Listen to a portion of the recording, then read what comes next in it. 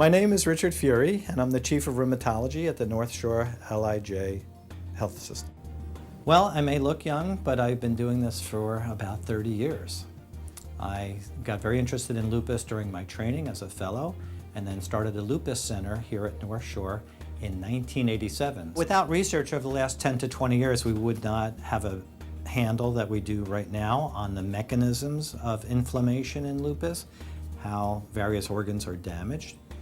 And we certainly wouldn't have these new drugs. The biggest breakthrough over the last 10 years has been the approval of Benlysta. And this was very important because this was history setting. We had 3 drugs that were essentially grandfathered in by the FDA: steroids, anti-malarial drugs, and aspirin for the treatment of lupus. No other drug that we use is actually approved by the FDA, even though they are used as standard of care. The AVISE SLE test was developed as a diagnostic. So what we're doing right now is a study to see how it functions as a prognostic.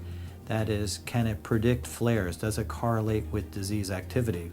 Because the goal of treatment in lupus is to prevent damage, either from the disease itself or from the medicine that we use to treat the disease.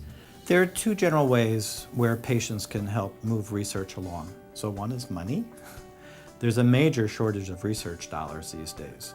But the other way they can help is actually participation in studies. An interventional trial with an experimental drug may not be for everybody, but there are other types of research. There are studies where we just need blood. There are observational studies. We have registries here.